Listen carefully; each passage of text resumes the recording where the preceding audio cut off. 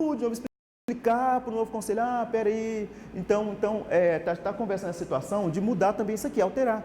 Por que só 2 anos? Por que não de mais? Os outros conselhos, por exemplo, são muito mais. Por exemplo, o Conselho Municipal de Educação é 4, 5 anos, do CAI, de alimentação escolar. Então, o de saúde não tem possibilidade, não tem limitação de recondução, tá? Inclusive, todo mundo entendendo isso, o bom senso popular, alguns já estão há 5, 6, 7, 8, 10 anos no conselho e não há porque realmente é uma situação meio complicada, tá? Bom, a função do CMDCA não é remunerada. Ou seja, enquanto conselheiro você não pode ser remunerado, está bem claro, ela é de caráter público, relevante e não remunerado. Isso é que eu achei lindo, peço permissão para vocês para passar e incrementar na nossa lei, que esse pedacinho vermelho eu peguei da lei de vocês, tá?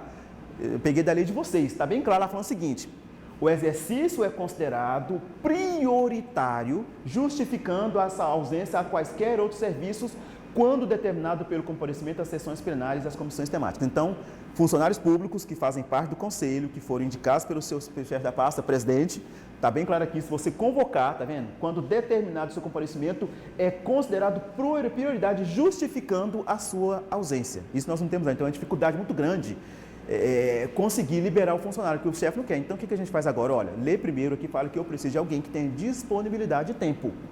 Então, não me coloque ali um assessor, um chefe, um assessor direto, porque não vai dar certo, ele não tem tempo para isso. Então, a lei de vocês já prevê.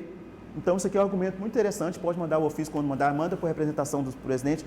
Aconselho a fazer o cronograma das reuniões mensais e, junto com o cronograma para o chefe de cada um, já manda a questão da lei falando, né, que é uma prioridade, que às vezes ele sabe. Então, ele fala, vou liberar não, porque vai dar problema. Não, o chefe, é o seguinte, está na lei. Pronto e acabado, não tem o que conversar. E o CMDCA, né, tem a seguinte estrutura. Na de vocês, por exemplo, está bem claro na lei de vocês também, o plenário, que é todos os conselheiros. Temos a mesa diretora, que tem situações de emergência que apenas o presidente, o vice-presidente e o secretário pode votar. Há outras situações que o presidente, de ofício, ele toma a decisão sozinho, porque isso é uma coisa emergencial, e depois ele tem que informar, na próxima reunião, os membros do conselho que foi feito. Se o conselho entender coerente, aprova e dá endossa. Se não, pode sim reverter a situação. Mas o presidente tem autonomia, dependendo da situação de emergência, ele toma a decisão com muito cuidado e muito tato, passando para a plenária depois, tá? E aqui estão os 3. Bom, e as comissões temáticas, onde todos vocês podem fazer parte. Que comissões temáticas são essas, tá? Tem as permanentes e temporárias, vamos ver aqui. As comissões, elas estudam, analisam e emitem parecer sobre matérias que lhe for atribuída. Assessora plenária do conselho, vou explicar mais ou menos o que é isso, tá? Comissões importantes de políticas públicas, ou seja, nós vamos, de novo, viu a palavra? Políticas públicas. Vamos saber o que é isso depois. Comunicação, para falar sobre o conselho, divulgação do material, da campanha de eleição do conselho telar, divulgação, então tem que ter uma comissão interessante, uma comissão para isso. Conselho fiscal, para fiscalizar os gastos, não só do CMDCA, da verba do Fundo da Criança e Adolescente, mas do poder público, que é voltado para a criança e adolescente, vamos ver um pouquinho mais para frente também, então é bom ter um conselho fiscal para isso. Análise de projetos, há um projeto social muito bom que pode ser implantado no município, tem que ter uma comissão para poder analisar isso aqui. E no regimento interno, não sei se você já tem que ter previsto aqui das comissões, tá? Membros, titulares e suplentes, quórum mínimo, eleição de um coordenador e relator das reuniões, porque cada comissão, ela tem que ter no mínimo 3 pessoas. Acho que mais que isso é complexo, senão chama todo mundo, tá? Eleição, reuniões semanais ou quinzenais, depende de vocês, um plano de ação, vamos falar sobre esse dito curso de plano de ação, que foi o que quebrou a gente lá há muitos anos, e regulamentação das comissões, como vai funcionar, quem pode, quem não pode. Detalhe, membros das comissões, o que eles fazem? Vamos falando aqui sobre, por exemplo, políticas públicas. Não dá para reunir os 12 conselheiros para tratar de um assunto que uma comissão pode fazer. Vamos colocar uma política pública voltada para a questão da evasão escolar. A comissão reúne os 3 dos 12, faz um apanhado geral do que está acontecendo, toma a decisão, olha, pode ser feito isso, pode ser feito aquilo, o secretário de Educação falou aquilo, a prefeitura falou aquilo, a promotoria entendeu dessa forma, a Câmara dos Vereadores falou que pode votar um projeto de lei, depois de pronto, reúne o conselho e a comissão passa para o conselho o que foi decidido. Quando você divide o conselho nessas comissões aqui, gente, fica muito mais fácil trabalhar. Que aí o conselho só reúne para ver o que apareceu e delibera se concorda ou se não concorda e dá outras opiniões. Então, as comissões são super importantes para isso, porque elas ajudam o conselho e desapegam o conselho de situações, como agora a comissão eleitoral. Né? Quem pega o bicho pelo chifre da comissão eleitoral, bem prático, é um exemplo muito interessante, é a comissão. O que acontece? O conselho reúne quando? Só depois que a comissão foi lá, resolveu todo o pepino, né, aí reúne o conselho e olha, mas a comissão ela toma conta. Então o restante dos conselheiros estão tranquilos, mais ou menos, né, e tal, mas quem está resolvendo alguma coisa é o presidente da comissão eleitoral com algumas pessoas que estão ali resolvendo. O restante do conselho reúne só quando for uma situação de emergência. Olha, surgiu tal situação e agora? Aí a comissão, o conselho reúne para deliberar. Olha, nós concordamos, discordamos, porque a comissão também tem que ter o respaldo da plenária, né? Então é interessante por essa situação aqui. Todas as comissões aqui, elas fazem parte, têm que fazer parte do conselho, tá? É bom já eleger cada um deles. Não precisa ser necessariamente titulares. Lá nós temos comissões que o suplente faz parte. Na verdade, essa palavra suplente vai até sumir. Tinha que ser só conselheiros, né? 2 conselheiros por cada um, porque geralmente só o presidente, só o titular que vai, porque o suplente ele é esquecido, ele é discriminado. Ah, não, é suplente. Só vai se o outro faltar. Não. Lá a gente convoca todo mundo. Por quê? Porque ele não deixa de ser conselheiro. Já teve situações do titular abrir mão do voto e falar, não, eu vou deixar o meu suplente que ele está mais a par dessa situação. Tá? Então, por parte das comissões ou qualquer situação do conselho, o suplente ele é um membro ativo sim. Não tem que ser necessariamente somente o titular.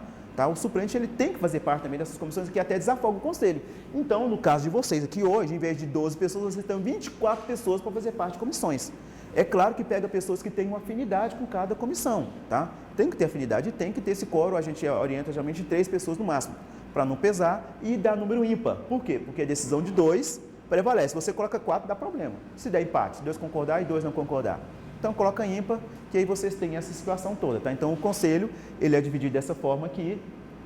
E também, a reunião plenária é obrigatoriamente, né, pelo menos uma vez no mês, ela tem que ter reunião, obrigatoriamente uma vez no mês tem que ter reunião do conselho, salvo as situações esporádicas, em caso de dificuldade no mês de julho, porque é um mês de férias e tal, o pessoal viaja, então é muito complicado dar quórum, mas ainda assim a gente conseguiu fazer uma por videoconferência.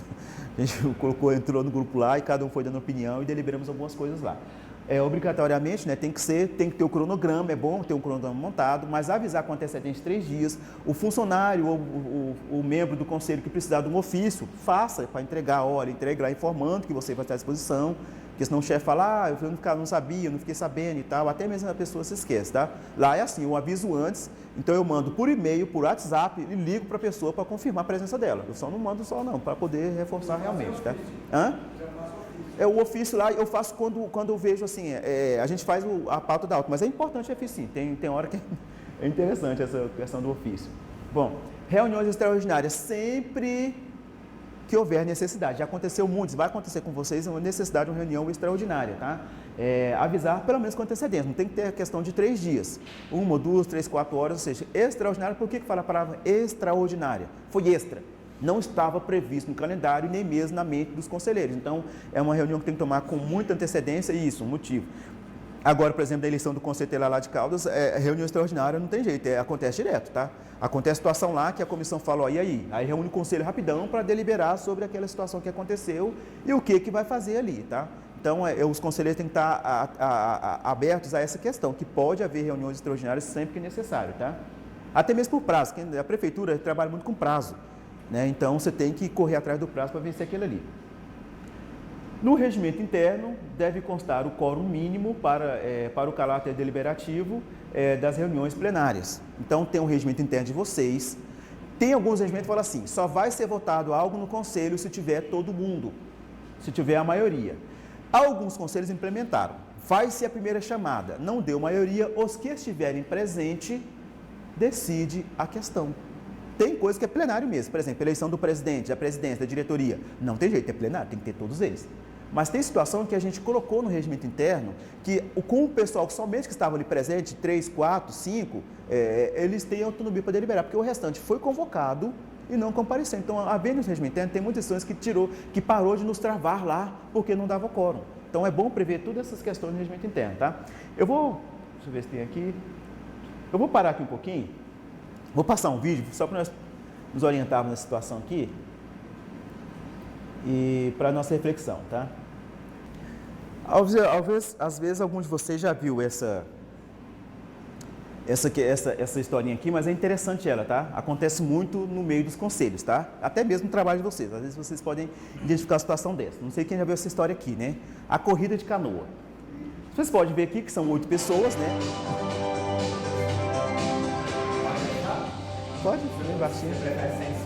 Não, pode estar baixinho para poder... Essa corrida de canoa aqui são 8 pessoas, que estão remadores, e uma pessoa para poder... São 8 pessoas carregando a canoa e um remador só. Vamos lá. Uma empresa brasileira e outra japonesa decidiram enfrentar-se todos os anos numa corrida de canoa com 8 homens cada.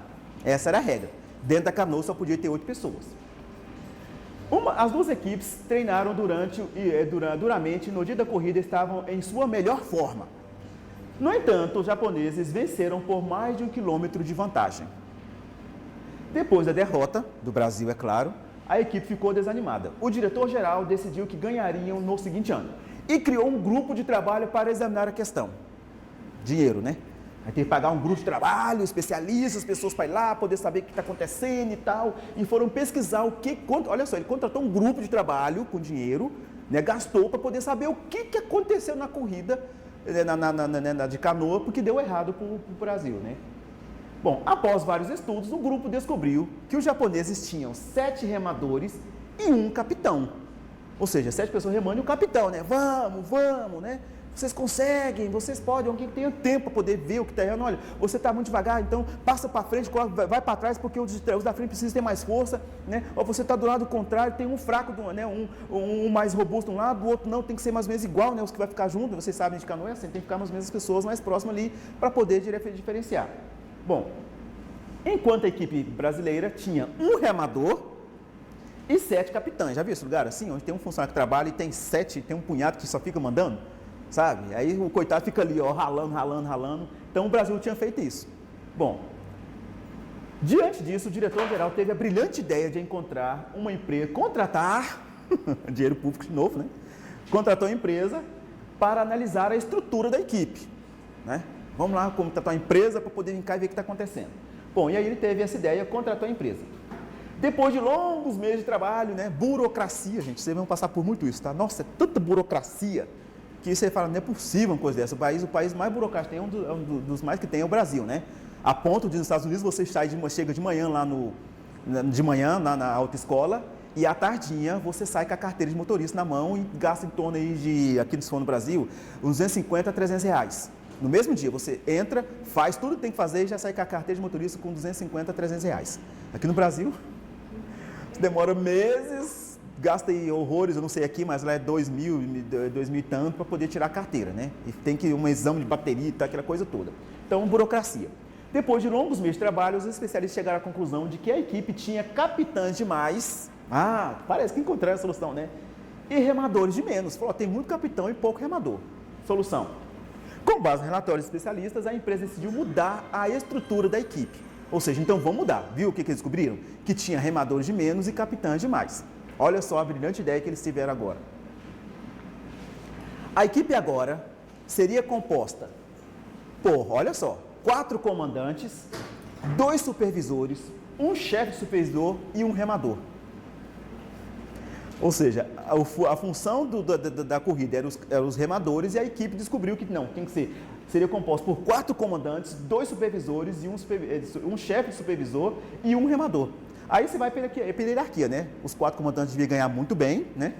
Os supervisores mais ainda, o chefe de supervisor mais ainda e os remadores. Você vai criando cargos, né? Comandante, supervisor, chefe supervisor, ou seja, nós temos que colocar esse povo aqui, a gente tem que arrumar um jeito. Mas o coitado do remador continuou sozinho. E a escala como é que ficou? Olha lá, ó. O lugar de cima olhando o que é que estava acontecendo, 2 apontando e 4 lá no ouvido do remador. Resultado. Especial atenção seria dado ao remador. Ele teria que ser melhor qualificado, motivado, conscientizado de suas responsabilidades. É assim que ele tinha que ser. Bom, no ano seguinte, os japoneses venceram com 2 km de vantagem. Ou seja, aumentou a quilometragem. E aí, os dirigentes da empresa despediram o remador por causa do seu mau desempenho. E agora, o que fizeram com o restante? E deram um prêmio aos demais membros como recompensa pela forte motivação que tentaram incutir na equipe. Aí entra ali licença-prêmio, 13º, hora extra, gratificações. Olha, você fez muito bem, então você está ótimo, você está bem demais. O remador é que foi o ruim. E aí, para complicar ainda, o diretor-geral preparou um relatório da situação na qual ficou demonstrado que foi escolhida a melhor tática, a motivação era boa, mas o material deveria ser melhorado. Resultado, no momento, estão pensando em substituir a canoa. Ou seja, o que vocês estão fazendo aqui hoje, de certa forma, é evitar que isso aconteça. A gente sabe que o problema existe, a gente sabe que a situação está ali, arruma mil uma tática, mas no final está focando numa coisa errada, né? Aqui eles focaram apenas no remador, e não é agora que está falando que vai ver aqui que é a canoa, certo? Então é só para a gente poder fazer uma reflexão sobre a situação, sobre isso aqui, tá? Sobre a função que vocês estão aqui realmente e por que vocês estão aqui, para mudar essa situação que às vezes acontece em todo local, né? Mentes diferentes que possam ver realmente o fato como ele é e ajudar, né, a ter situações, soluções realmente concretas. Vamos lá, aqui são diretrizes da política de atendimento, são várias, que está na lei de vocês, tá? Eu achei a lei de vocês muito boa nesse ponto. Ela foi, apesar de ser muito tempo atrás que ela foi feita, eu fiquei surpreso quando eu peguei a lei de vocês, mas, né, faz parte, mas mesmo assim ela foi bem elaborada, tá? Vamos lá. Dentre as várias, tá? As diretrizes para atendimento de criança e adolescente, criou-se então os CMDCAs. Olha só, isso aqui é uma das funções que somente o CMDCA tem, que nós vamos ver. Ele é um conselho muito diferenciado de todos os outros, e quem faz parte dos outros conselhos vai entender e vai perceber isso. É o órgão deliberativo, essas palavras são importantes, tá? Controlador das ações em todos os níveis, assegurada a participação popular paritária por meio de organizações representativas, segundo leis federais e municipais. Vamos lá, normativo. O Conselho Municipal da Criança e Adolescente, ele é normativo, ele cria normas, regras e limites. Inclusive, se o órgão ao qual tem que criar a normativa não criou. Por exemplo, vou dar um exemplo aqui prático. Creche. A mãe vai buscar a criança, a creche determina que o horário da criança entrar, a creche colocou lá, não tem um horário fixo, porque fica com medo, né? Tem que, vou colocar aqui e tal. Então tá, o horário da criança entra às 7 horas, mas aí ela chega lá às 7h30, 8 horas, 8h15 e a escola deixa entrar, né? Eu estou falando aqui de criança de primeiro ao quarto ano, do primeiro grau, do ensino fundamental. E aí ele chega lá às 7h40, a escola deixa entrar, porque, não, como é que vai fazer, tadinho e tal. Tá, mas aí você não sabe que naqueles 40 minutos que aquela criança de 10 anos não entrou, ela era na casa de um colega, estava sendo aliciada por alguém, estava jogando videogame no lan house, estava com preguiça na escola, ou seja, mas aí chegou 7h40, a mãe, né, toda feliz, e aí, meu filho, como é que foi? Foi tudo bem, parabéns, meu filho estava na aula, mas saiu de casa às 6h30 para chegar na escola às 7 horas, e ele entrou só às 7h40. Na hora de ir embora, das 5 horas, a escola falou, mãe, é o seguinte, você tem que buscar seu filho aqui. Não, mas o que foi? Não, aí chega 5h30, 5h10, 5h15. O correto é o Conselho Municipal de Educação intervir, falar, olha, nós temos que normatizar isso aqui, horário de entrada e horário de saída. Se o Conselho Municipal de Educação não normatizar e é criança e adolescente, o Conselho, o CMDC, ele pode entrar em ação, sim. Não há um normativo legal do Ministério, da Prefeitura normatizando, o Conselho pode deliberar, então ele cria uma norma, olha, até que se cria uma norma pelo órgão competente, que é o Conselho Municipal de Educação e a Prefeitura, através da Secretaria de Educação, então fica valendo a norma do CMDCA, que é normatizar o horário. A criança terá que entrar às 7 horas, no máximo até 7h15. Então temos autonomia. Temos casos, se vocês pesquisarem, que o Conselho criou uma determinada norma, a Prefeitura não acatou a norma do Conselho Municipal da Criança e Adolescente, e o Conselho interviu, foi até o Ministério Público, explicou quanto o seu Ministério Público moveu uma ação contra o município, e a determinação da Justiça foi: o Conselho, enquanto órgão normativo e deliberador, tem que cumprir as revisões dele até que se faça uma específica. Então, o município foi obrigado a cumprir a norma que o Conselho deliberou, porque não tinha nada que falar sobre o assunto e ninguém queria fazer nada. Era uma situação assim que ia entrar política no meio, então não ficava, eu não sei, não vou fazer, não sei. Então o Conselho falou, então tá bom, normatizou e foi cumprido, tá? Então ele tem essa questão de ser normativo, ele pode normatizar, colocar normas, regras e limites através de resoluções. Não é só chegar, reunir e outra coisa, pesquisado, não é só colocar não. Por que você está colocando? Como que chegou esse parecer? Como chegou essa decisão dessa norma? Então é tudo estudado para que não crie nenhum, né? E desde que tenha causado algum prejuízo ou possa causar algum prejuízo para a criança e adolescente. Consultivo, ele deve ser consultado, tá? Tem situações que o conselho é consultado, em situações que aparecem assim, atípicas. E aí, o que a gente faz? A gente pode ou não pode? A gente faz ou não faz? A gente vai ou não vai? Aí o conselho pode ser consultado sobre uma questão para poder estar sendo aplicado, né, principalmente em sala de aula ou em algum projeto social. Fiscalizador, sim, tem essa atribuição de fiscalizar. Todo e qualquer espaço que tenha criança e adolescente, seja público ou particular, o CMDCA tem autonomia para adentrar. Bom dia, eu vim cá conhecer o espaço, como é que está funcionando, onde é que fica, quantas crianças cabem aqui, a sala é grande, é pequena, quem são os profissionais, são capacitados, são professores, tem curso de educação física, é claro que de acordo com cada realidade, mas dentre as possibilidades, qual é o que vocês podem fiscalizar sim? Como é que é a presença, como é que é a questão de quem está aqui, quem é o responsável, essa pessoa que está aí não passou por uma passagem da polícia, ou tem indício que foi abusado, ou tem alguma coisa no MP ou na delegacia, não, para poder estar com essas crianças adolescentes, sim, tem toda essa solução. O local onde funciona o projeto não é um local onde traga perigo, é muito movimentado, onde tem um ponto de droga por perto, é cercado, tem a segurança total, tem extintor de incêndio, tem a vigilância sanitária, ou seja, o Conselho pode fiscalizar sim, tá? Essa questão aqui. E controlador. Controla, ele impõe onde, quando e o quê. Ou seja, o Conselho ele pode controlar as ações do município. Por exemplo, a Prefeitura resolve construir uma creche, um centro de educação municipal. Só que ele quer construir uma creche no local onde não tem muita gente, ou então, vamos pôr ele bem no centro mesmo.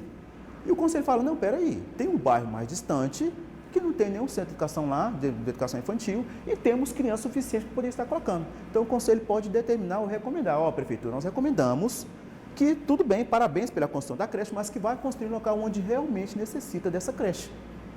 É claro que isso deveria ser a ação do CME, né? Conselho Municipal de Educação, pode fazer até parceria, muita coisa lá eu faço parceria com ele. Quando ele não quer entrar em parceria, eu mando um ofício para ele, porque eu me resguardo. Aí o CMDC age sozinho, mas eu falo, não, mas eu chamei o CME, está aqui o documento, e eles foram inertes, não me responderam nem que sim, nem que não, e o tempo é iminente. Então, vocês podem controlar onde, quando e o que fazer. Não é só deixar a prefeitura, faz aí, não. Vocês podem falar, não, concordo, parabéns, muito bem, mas a gente recomenda que seja em tal local, dessa forma. Estão entendendo a importância do que é um Conselho Municipal dos Direitos de Criança e Adolescente? O que vocês são? Vocês cuidam exatamente, especificadamente de criança e adolescente. E controla também a questão dos gastos. Nós vamos falar para frente sobre o Fundo Municipal dos Direitos da Criança e Adolescente. Vocês têm um fundo, sim, um fundo específico onde é criado por lei para cair verbas dentro para que o Conselho Municipal de Educação da Criança e Adolescente possam usar nas políticas públicas, inclusive até no apoio à capacitação do Conselho Tutelar, algum material de campanha que eles podem precisar, campanha sim, educativa, e depois de conselheiro, tá? Pode fazer essas questões com projeto social, com folder, tá? Distribuição de material gratuito, então tudo isso pode sim, diárias de viagem, capacitação fora do município, tem esse fundo específico que ele pode ser para isso, é claro que tem algumas normas, tá? Mas ele pode ser gasto com isso aí também, ok? Ele impõe quando e onde, e ele é deliberativo, ele tem o poder de autorizar gastos. Curiosamente, é o único conselho que tem uma verba, um fundo específico, que é ele, o CMDCA, através do plenário, que decide onde, quando e como que vai gastar. Os outros conselhos, quem está aqui são os outros conselhos, sabem como é que funciona. Como é que é o Conselho Municipal de Educação? Aliás, é o Fundeb, né? O Educação não. O Fundeb, o de Educação também tem, mas é específico do Fundeb, Saúde, Assistência Social e de Alimentação, que é o CACS. Todos os quatro, a Prefeitura gasta os gastos, gasta com a educação, gasta com a saúde, gasta com a ação social e no final do ano, ou então o correto é de 4 em 4 meses, manda para o Conselho Municipal de Saúde, se for saúde, e o Conselho analisa os gastos, para ver se os gastos foram feitos, ele manda nota fiscal, comprovante, como, que, quando. O Conselho analisa e fala, não, perfeito, entenderam? Eles gastam e depois o Conselho só analisa se eles